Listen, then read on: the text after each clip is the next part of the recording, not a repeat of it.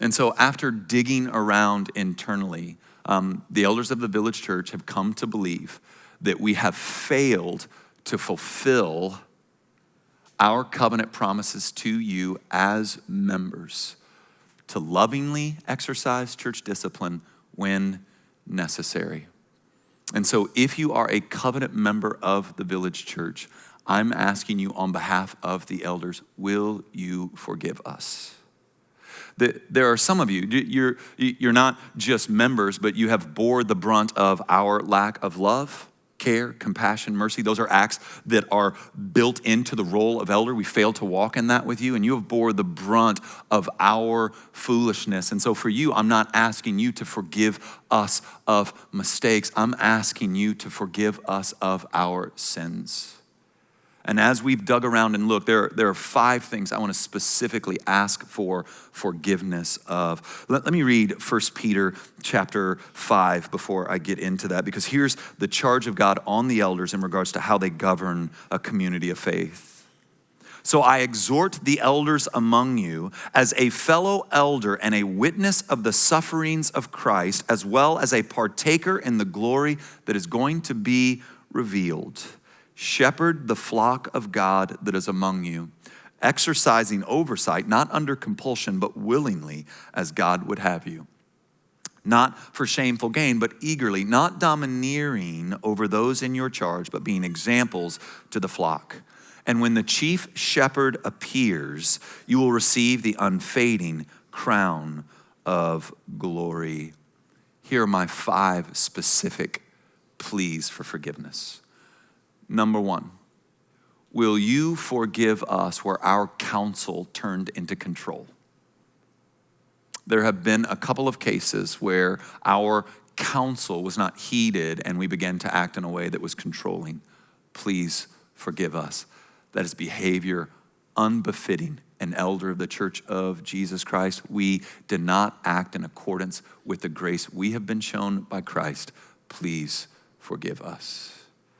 The second, will you forgive us where we failed to recognize the limits and scope of our authority? See, one of the things we read in 1 Peter chapter 5 is that we are under shepherds of the great shepherd, right? There's one great shepherd and the elders are under shepherds, which means we have no authority but the Bible. And so we're free to give counsel, but that counsel is not authoritative. The scriptures alone are authoritative.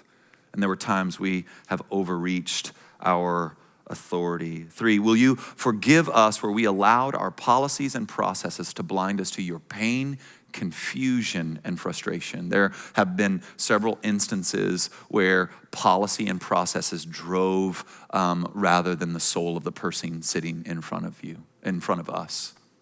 Forgive us.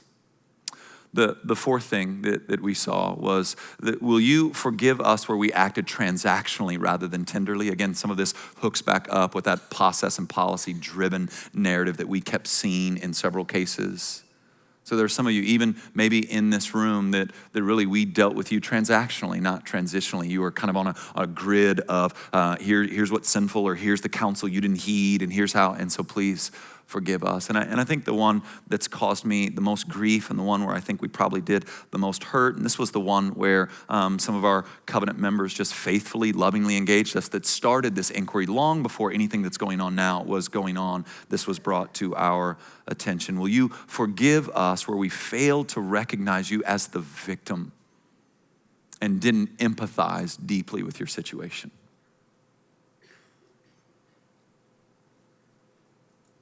Now, I want to do all that we can to own all that we can and more before the Lord.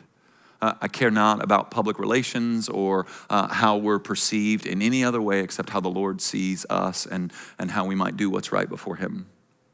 So I want to own all that we can personally and face to face.